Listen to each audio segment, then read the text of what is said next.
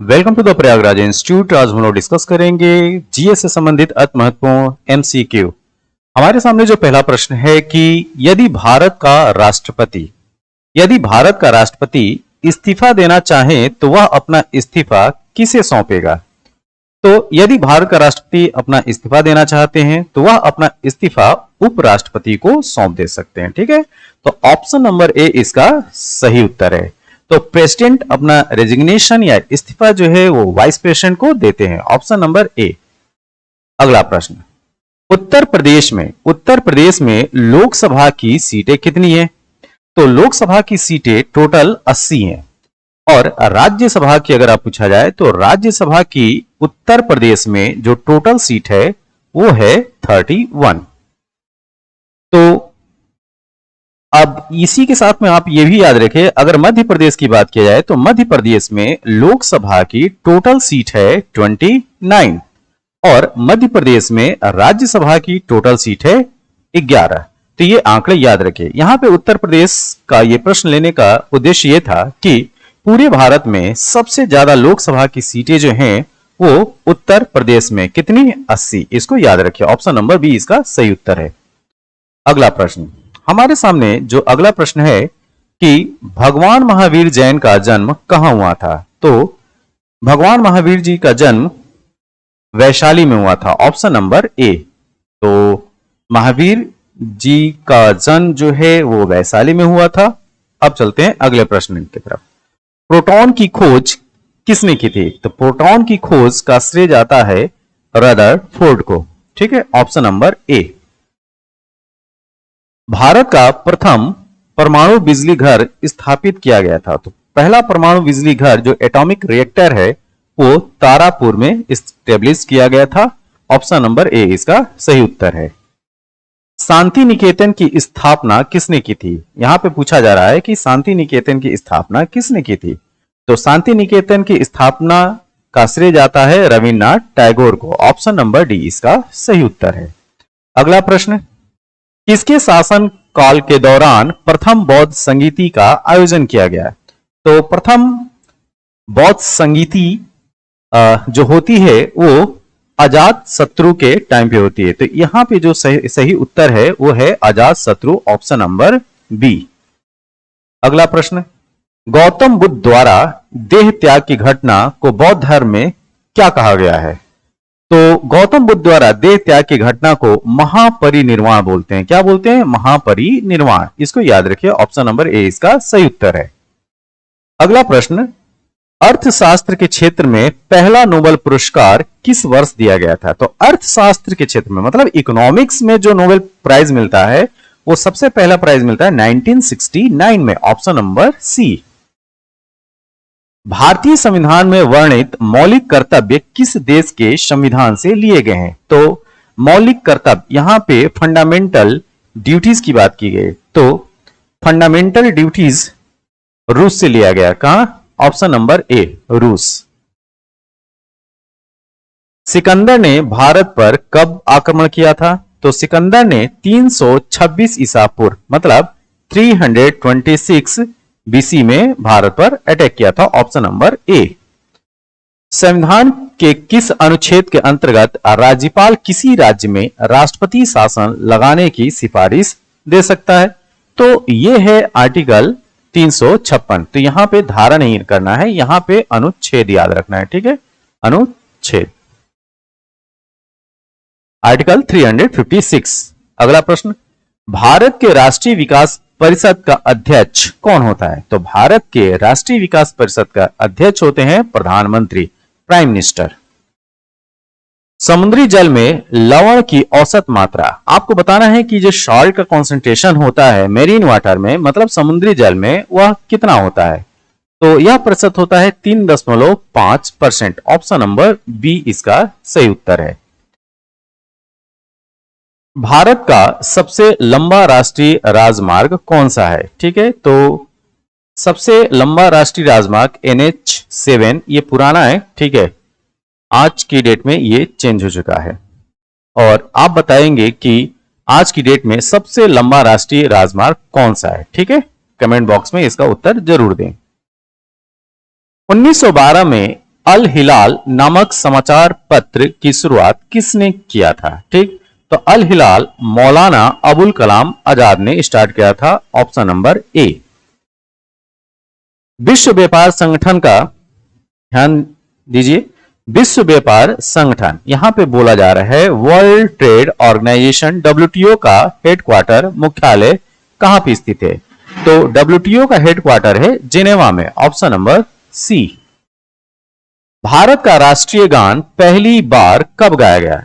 तो भारत का राष्ट्रीय गान सबसे पहले 1911 में गाया गया। तो जो इंडियन नेशनल कांग्रेस की 1911 की बैठक होती है उसमें पहली बार राष्ट्रीय गान को गाया गया। अब यहां पे प्रश्न यह बनता है कि 1911 के जो INC इंडियन नेशनल कांग्रेस की बैठक होती है उसकी अध्यक्षता कौन करते हैं? ठीक है, तो उसकी अध्यक्षता करते हैं BN धर। क्या याद रखेंगे?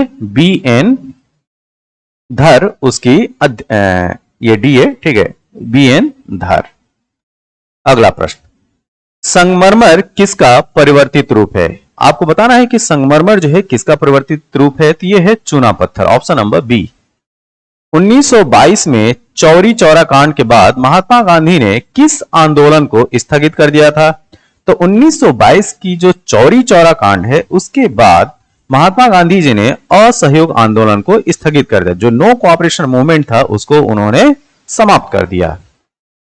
देश की स्वतंत्रता के समय भारतीय राष्ट्रीय कांग्रेस जो इंडियन नेशनल कांग्रेस है उसके अध्यक्ष कौन थे? तो जब भारत स्वतंत्र हुआ 1947 में उस समय INC के अध्यक्ष थे JB कृपलानी। ऑप्शन नंबर ए। अगला प्रश्न, महान चिकित्सक चरक किसके दरबार में थे? तो आपको बताना है कि जो महान चिकित्सक चरक हैं वो किसके दरबार में थे? जी हां, कुषाण शासक कनिष्क के दरबार में चरक थे। Option number B. अगले प्रश्न की तरफ बढ़ते हैं। हमारे सामने अगला प्रश्न है कि नाथुला दर्रा, जो नाथुला पास है, ठीक, दर्रा को इंग्लिश में बोलते हैं पास, ठीक है, जो नाथुला पास है किस भारतीय राज्य में है? तो नाथुला पास स्थित है सिक्किम में। Option number C. Next question, Muslim League और भारतीय राष्ट्रीय कांग्रेस के बीच लखनऊ समझौता किस वर्ष हुआ था? ये काफी इंपॉर्टेंट क्वेश्चन है। तो मुस्लिम लीग और भारतीय राष्ट्रीय कांग्रेस के बीच लखनऊ समझौता 1916 में होता है। अब जब 1916 में यह समझौता होता है तो इसको लखनऊ पैक्ट के नाम से भी जानते हैं। क्या जानते हैं? लखनऊ पैक्ट, ठीक है, लखनऊ पैक्ट, ये याद रखना है आपको, ठीक। तो लखनऊ पैक्ट के नाम से 1916 का INC का अधिवेशन भी जाना जाता है।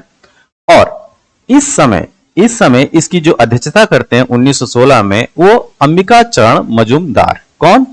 AC मजूमदार, इनका नाम याद रखिएगा, AC मजूमदार, ये उनकी अध्यक्षता करते हैं 1916 में। अगला प्रश्न, पानीपत का तीसरा युद्ध किनके मध्य हुआ था? तो पानीपत का तीसरा युद्ध हुआ था मराठों और अहमद शाह अब्दाली के बीच। तो ऑप्शन नंबर सी इसका सही उत्तर है। तो मराठों और अहमद शाह अब्दाली के बीच पानीपत का तीसरा युद्ध हुआ था कब? 1761 ईस्वी को, ठीक है, 1761।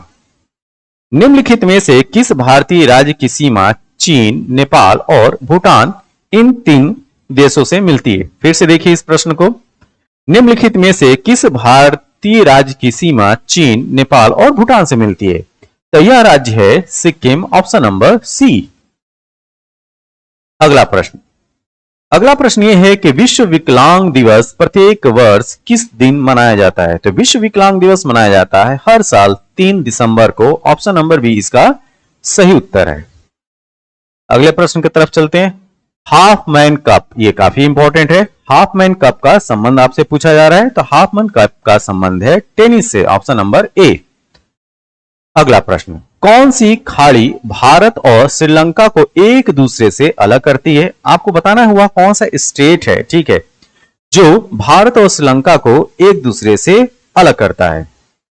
तो इस प्रश्न का सही उत्तर है मन्नार की खाड़ी। ऑप्शन नंबर सी, ठीक। तो मन्नार की बे ऑफ मन्नार जो है वो भारत और श्रीलंका को एक दूसरे से अलग करती है। निम्न में से कौन अरावली पर्वतमाला की सबसे ऊंची चोटी? आपसे पूछा जा रहा है कि अरावली जो पर्वत श्रृंखला है उसकी सबसे ऊंची चोटी कौन सी है? तो ये है गुरु शिखर। ठीक, ऑप्शन नंबर ए। अगला प्रश्न, निम्नलिखित में से किस देश की स्थलीय सीमा सबसे बड़ी है? आपको ये बताना है कि वह कौन सा देश है जिसका जो स्थलीय सीमा है वो सबसे बड़ा है। रूस, चीन, संयुक्त राज्य अमेरिका और अर्जेंटीना। तो यहां पे जो सही उत्तर है स्थलीय सीमा के हिसाब से अगर बात करें तो रूस जो है वो सबसे बड़ा, सबसे ज्यादा क्षेत्रफल वाला देश है। ऑप्शन नंबर ए। अगला प्रश्न, दुनिया की सबसे बड़ी समुद्री सीमा वाला देश कौन सा है? ये बहुत इंपॉर्टेंट है, इसको वेरी इंपॉर्टेंट में रखिए। ठीक है, आपसे यहां पे पूछा जा रहा है कि दुनिया का सबसे बड़ी समुद्री सीमा वाला देश कौन सा है? तो ये है कनाडा। ऑप्शन नंबर डी इसका सही उत्तर है। तो कनाडा जो है वो सबसे बड़ी समुद्री सीमा वाला देश है। हमारे सामने अगला प्रश्न ये है कि प्रत्येक वर्ष दिसंबर के किस दिन को सशस्त्र सेना झंडा दिवस, ये बहुत ही अलग तरीके का प्रश्न है, सशस्त्र सेना झंडा दिवस मनाया जाता है? तो ये मनाया जाता है प्रत्येक वर्ष 7 दिसंबर को। तो 7 दिसंबर वह डेट है जब सशस्त्र सेना झंडा दिवस मनाया जाता है। हमारे सामने प्रश्न यह है कि भारत पाक सीमा रेखा को क्या कहा जाता है? ठीक है, तो यह है रेड क्लिफ लाइन जो 1947 में खींची गई थी। तो रेड क्लिफ लाइन भारत और पाक सीमा को अलग करती है। भारत के संविधान सभा ने तिरंगे को भारत के राष्ट्रीय झंडे के रूप में कब अपनाया था? यह भी काफी इंपॉर्टेंट प्रश्न है। तो यह डेट थी 22 जुलाई 1947 को। तो ऑप्शन नंबर सी इसका सही उत्तर है। महात्मा गांधी दक्षिण अफ्रीका से भारत कब लौटे थे? तो महात्मा गांधी दक्षिण अफ्रीका से 9 जनवरी 1915 को लौटे थे। तो 9 जनवरी 1915 की डेट आपको याद रखना है। और देखिए 9 जनवरी 1915, तो 9 जनवरी को डेट को जो है वो प्रवासी भारतीय दिवस भी मनाते हैं। क्या मनाते हैं? प्रवासी भारतीय दिवस। अब मैं आपसे पूछूं कि 2023 का जो प्रवासी भारतीय दिवस समारोह था, सम्मेलन था, वो कहां पे आयोजित किया गया था? जी हां, ये इसका आयोजन जो है वो इंदौर शहर में किया गया था। मध्य प्रदेश का शहर है इंदौर। आप में से बहुत लोग इसको जानते भी होंगे। ठीक है, तो यहां पे प्रवासी भारतीय दिवस का आयोजन किया गया था। भारत की पहली बोलती फिल्म कौन सी थी? तो भारत की पहली बोलती फिल्म का नाम था Alam Ara. Option number A. Bharat की पहली महिला राष्ट्रपति कौन है? ठीक है, तो यह श्रेय जाता है प्रतिभा देवी पाटिल को। ठीक, और द्वितीय महिला राष्ट्रपति कौन है जो आज की डेट में है? कौन? जी हां, द्रौपदी मुर्मू।